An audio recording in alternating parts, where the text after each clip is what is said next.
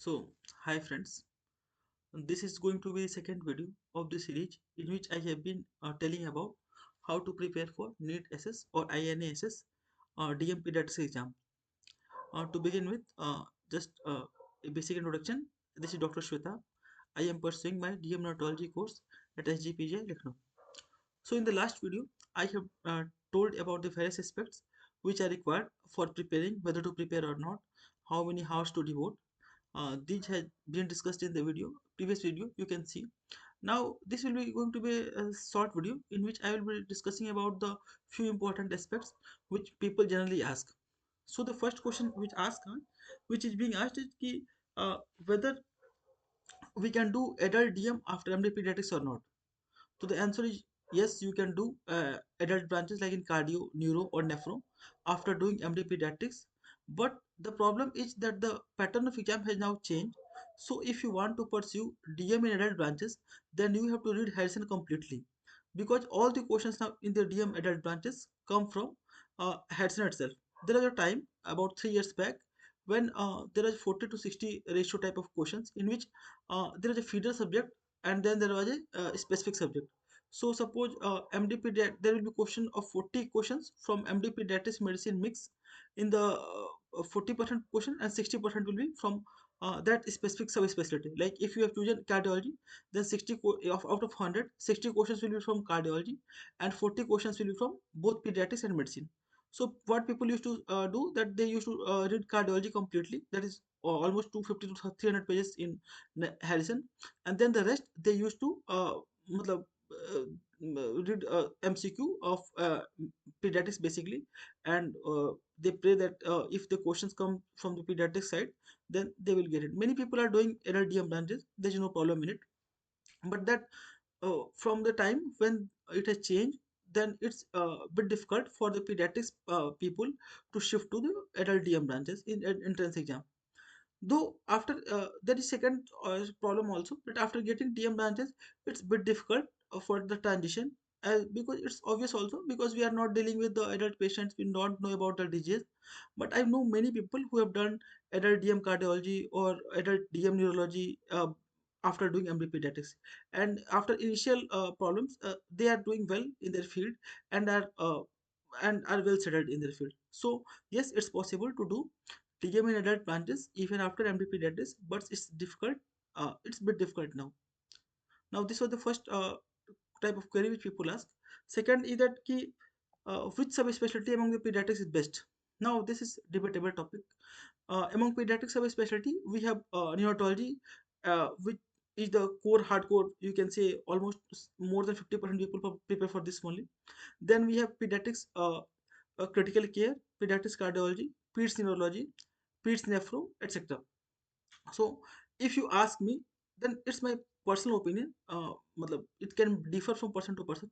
Then neonatology is the only branch in the neonatology is the best branch which you can try after MD pediatrics, because it is the only branch which has flourished well and has reached a level that it is at many hospitals it is running separately. Like if you go to any corporate hospital, then there is a separate unit for neonatology, and the hardcore pediatrics practice consists of neonatology, basically of neonatology.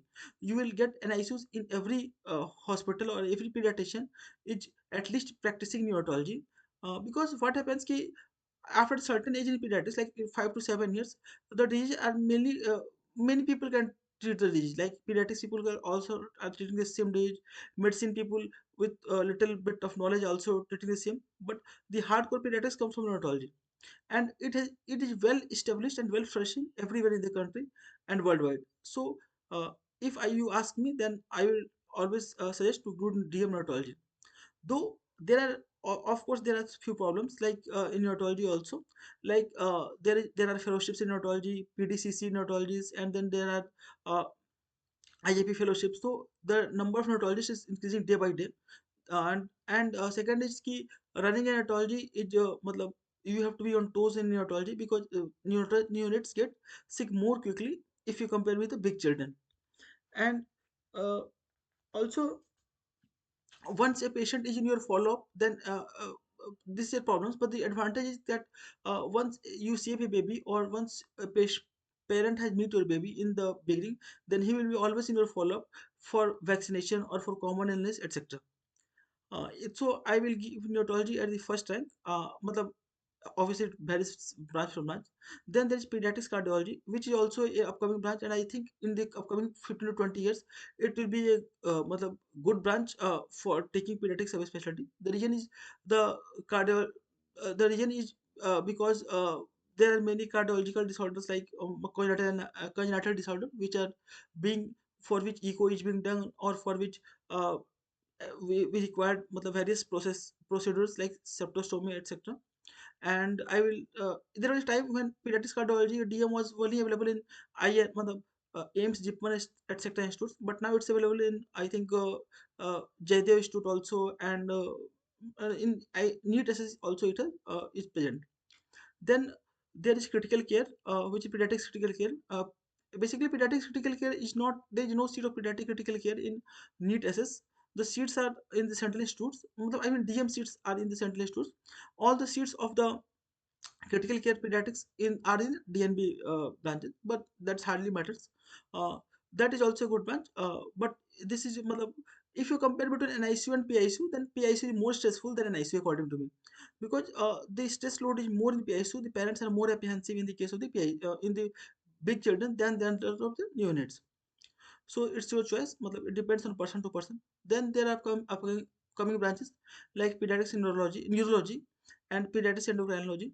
Again, it depends on person to person. So overall, it will be, I will say, it will be between three branches. The best is neonatology according to me, followed by its tie between pediatrics cardiology and critical care, and obviously pediatrics neurology follows the same. So this is the second doubt, which is most commonly asked. Now I have talked much about the exam preparation, pre-exam preparation, not talked much about the exam hardcore preparation. I will talk about NEET SS preparation, books to read, etc. in next video. In this video, I will only give a brief idea about INISS, that is the Institute of National Importance, which constitute of basically AIMS, JIPMER, and PGI. Though I am, frankly speaking, I am not the right person for to talk about it, because I appeared only once and I had rank of 37 in that, so I was also not qualified for interview round also. But what I know, I want to tell you that in the case of the INISS, the if you there is branches, various subspecialties for one applies. So if we leave the interview part, then in the theory part, it's what I have observed, that they generally ask the questions from previous 3 to 4 years. So uh, if you join a telegram group, there is a group by Sandeep Sharma sir. There if you scroll for 1 to 2 years back, then there are recall questions which people have put after exams. So at that time, I also did was that I note down all the questions which were available at that time in the telegram group, and then I read about the description in the exam. In from the past years questions, at least 20% of the questions are there. So of the 80 questions which we are going to solve, there will be almost 20 questions which will be of immediate previous exam or 1 to 2 years exam. So that is important. And the most important book is the AIMS NIC protocol, this book which we all are reading. Basically, this if you read this book, then at least neurology paper you will get clear. This book plus that previous year questions, basically they have a specific pattern of uh, asking the questions. They comes from this book only. And if we read this book, then there are various tables in the tables, and uh, you in this book. So they ask questions very importantly from this table, like this topic, what is evidence. So where there is box mentioning what is evidence, they tend to ask questions from this box only. What is evidence, wala box. So basically for INISS, you have to do previous 2 to 3 years questions, along with which you have to do AIMS protocol thoroughly, AIMS neonatology protocol, and nothing comes beyond this, in at least in the case of the neonatology exam, uh, except few questions from obviously pediatrics, which we can see from the previous 2 to 3 years papers.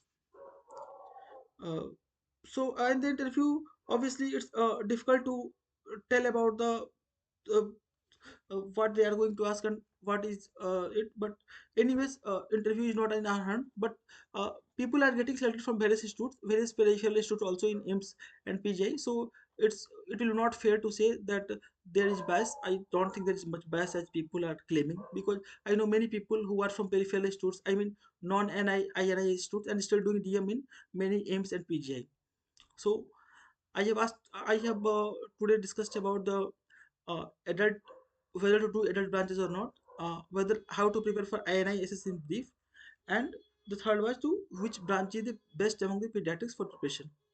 So this is second video. In the third video, I will discuss in detail about how to prepare for NEET SS, which exam I got my rank, and I am pursuing them through that exam. I will make a detailed video in 2 to 3 days. So please watch the videos. Thank you.